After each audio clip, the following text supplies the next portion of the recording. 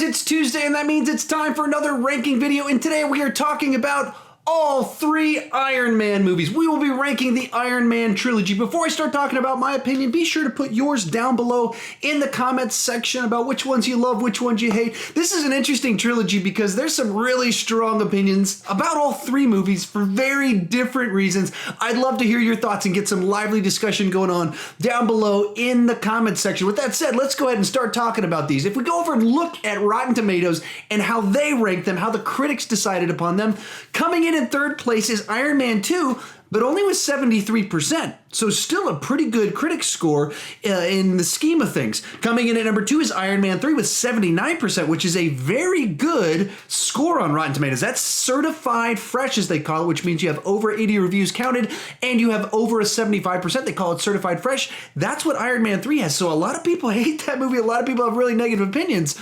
But according to critics, the vast majority liked it. They would recommend it. And of course, coming in at number 1 is Iron Man 1 with 94%. And as of the last time I checked all the movies in the MCU, that was the highest Rotten Tomatoes score of all the movies in the MCU. Spider-Man Homecoming had been kind of going back and forth with it, but the very first one at the top. So that's kind of where the critics have fallen on it. Tell me where you thought about it down below in the comment section. Now let's get started with my thoughts on it. Coming in at number 3 for me is going to be Iron Man 2. So coming off Iron Man 1, which was such a big surprise, a lot of us had really big expectations for Iron Man 2, that of just how much fun it could be. They brought in Mickey Rourke at kind of a point in time where his career was kind of like having a revival, so that seemed like a great pick. We knew that they were starting to set up the Avengers with it. A bunch of things sounded really good, but there was one gigantic red flag in the production of it. And a bunch of, right after Iron Man came out, they were starting to talk about these new projects building towards the Avengers, and they started discussing when Iron Man 2 would come out and whether Jon Favreau would return to do Iron Man 2. And there was a lot of back and forth for a little bit because he wanted 3 years to make the movie, so he'd have plenty of time to work out the script, and they would only give him 2 years. And so it went back and forth, and he eventually said, yes, I will do it. And then we get Iron Man 2, which I think is still a lot of fun, still has just as charming and charismatic of Robert Downey Jr. in the Tony Stark role. It has some great sequences in it. It has some big laughs in it. But the whole package of it is a pretty big jumbled mess. Because if you think about it, what if there's a plot line about a guy that wants revenge against Tony Stark because of his past actions? That sounds good. That makes a lot of sense. What about a plot line about the government wanting to work with someone else to build an alternative model with someone that'll play ball with the government, unlike Tony Stark, who's being difficult, and enter Justin Hammer, a guy that has his own set of personal problems that makes him a liability? That's interesting in and of itself. This sort of idea of building towards the Avengers and Black Widow kind of infiltrating him a little bit. Nick Fury, all that sounds good. Backstory about him with alcoholism, his dad issues, all that can be interesting.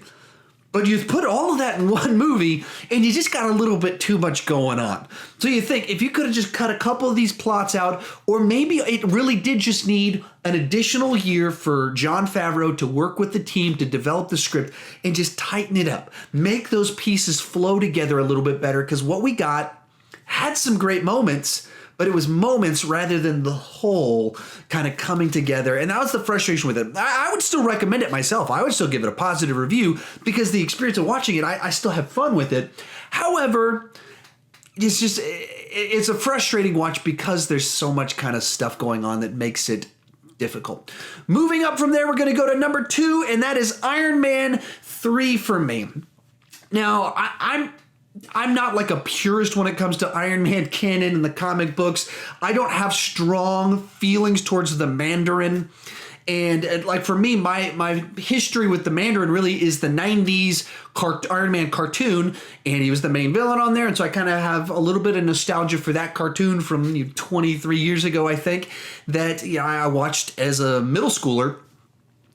And that's kind of it. I've never read an Iron Man comic book besides, I think, the first one. I don't think I've read any that have the Mandarin in it. So the twist in this one didn't bother me as a purist of movies, but I just don't even know that the twist works in and of itself, even if you remove all of that. I just don't know that it makes for a good comic book movie. So, all in all with this movie, the arc that they give Tony and his fear after the events of the Avengers, I think that's great. This idea of kind of stripping of him his armor for a little bit, and he's kind of on his own with this kind of kid to play off of. I thought all that was great. I really liked the kid in it. This gives all sorts of moments for Robert Downey Jr. to shine in what he's trying to do. I thought that was great. I like Guy Pearce as an actor, so the idea of him coming in kind of a villain type role, not quite sure how he fits into it, all that I really enjoyed, and even kind of the extremist stuff and kind of when the story plays out with that, I thought that gives a different foe for him. That's not just a bunch of Iron Man ripoffs. So I thought that kind of gives some interesting dynamics to all of it. And really, my biggest criticism is that twist, that it just felt like you were building us up for something that was interesting in one sort of way, and then you gave us something else. In which case I felt cheated out of a thing I thought that was going to be really cool, and then you gave me something that was cool, but we'd already seen in the movie, and it was like, no, that guy's really the villain. Like, oh, okay. I mean, that's kind of cool, but it felt much more like a Shane Black exercise in like, what can I do with a comic book movie than it did, let's make a great comic book movie. It's a guy known for trying to subvert some things and kind of be clever in it. So we'll do an Iron Man movie where he's not Iron Man for most of it. And then half the time when the Iron Man shows up, he's not in the suit. Like, that's kind of him trying to subvert expectations. It's not necessarily the best Iron Man type story. So very torn on this one because there's a bunch of things that are really cool about it. As a Shane Black film, there's a lot of really cool things in it that play into kind of the tropes that are just Shane Black tropes, even kind of the time of year the movie took place, even though the movie came out in May. There's a bunch of things like that that are really interesting, but it's frustrating, and it's not one that I find myself wanting to rewatch all that often because of just kind of that need on his part to kind of subvert expectations. And so the Mandarin's a buffoon. Ha ha, gotcha. And actually that guy's the Mandarin, and it's not really the Mandarin. It's this extremist thing. So it's frustrating while still being entertaining. Still great Robert Downey Jr. Some great moments with what they did with the plot, with Gwyneth Paltrow getting to shine. I always love to see Jon Favreau acting in as Hogan. I mean, that's all fun for me. But frustrating. But, of course, coming in at number one, the same one that most people have at number one, Iron Man, the original one, the one that kicked off the MCU. And, I mean, this movie really was one of the biggest surprises. If you were there when this movie came out, and some of us were like, they're doing an Iron Man movie? That's like B-list comic book character. Robert Downey Jr.? I mean, sure, that guy was great in the early 90s, but he's been like hopped up on cocaine and in prison for a while. Is this guy still got it? And then the movie came out. And even beyond that, Jon Favreau's directing it. Like, you're doing an Iron Man movie with washed up actor that's a convict, and you're getting Jon Favreau, the guy that did Elf, to do this. This doesn't seem like a good plan right here. And then we were so wrong. My wife had never even heard of Iron Man before. She's kind of, very surface level comic book, watched TV shows and movies. So she didn't even know who Iron Man was. So like, I don't want to go see Iron Man. And then the trailers were really good. So we go to see it. She, of course, loved it. I, of course, loved it. Just such a special movie in that regard, how much fun it was, so fresh, so surprising, and what they did with it, setting kind of the template that's worked so well for the MCU for the last 10 years. I just loved this movie. I love this movie. It just works on so many levels. Kind of one of especially the idea of the redemption arc that Tony Stark goes on in the movie matches so well in a certain sense as a metaphoric redemption story for Robert Downey Jr., who really had just burned so many bridges for about 10 years straight. And this was kind of his redemption story, as it was Tony Stark's redemption story, which is kind of matched together so really nicely. You just kind of forget like Jeff Bridges is in it. Of course, it's wonderful to see Gwyneth Paltrow and the great chemistry with her and Tony Stark. Just so many things about it that worked really nicely. I mean, if you're gonna like try and nitpick and find complaints in it, the biggest probably issue I have with this movie is that there's not nearly enough action in it, which I think is probably somewhat of a budget issue. They didn't know that this was going to be what the MCU was going to do, so there's a risk. And so their budget was probably significantly lower on this one. It's obviously the earliest in the bunch, so CGI was at the furthest back.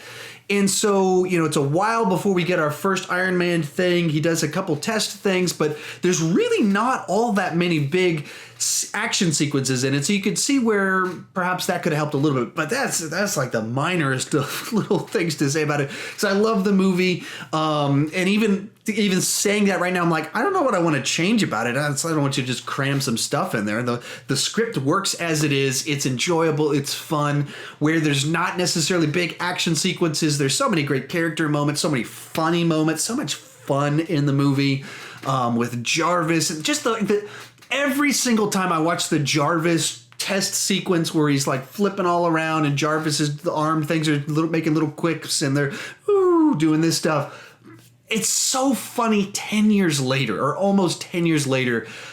This movie's just wonderful. I love this movie and what they did with it, and just its place in cinematic history of kind of kicking off the MCU, which kind of in so many ways defines popular cinema right now, of having cinematic universes. That started with Iron Man. The way that comic book movies are just dominating and just throwing out movies like crazy, that's the MCU. That starts with Iron Man. So much of it goes back to this movie, and it holds up so well. I have so many great things to say about it. That amazing, that first post-credit sequence where Nick Fury walks out. And I don't know if you've read, obviously the Avengers is based on the Avengers, but a few years before the Avengers came out, they did kind of this pocket universe thing called the Ultimates, which is the Avengers, and kind of this, let's do a revival of the whole thing. And for a long time, Nick Fury looked like David Hasselhoff. They cast David Hasselhoff as Nick Fury in a movie in the late 90s. It was actually written by David Goyer. But David Hasselhoff looked like the way Nick Fury looked in the comics for a long time. And then in the Ultimates, they drew him to look exactly like Samuel L. Jackson. And so then when he's actually cast, walks out in the movie and it's like, that happened, I was like, this is amazing. It's like the Ultimates. You did it. This is amazing.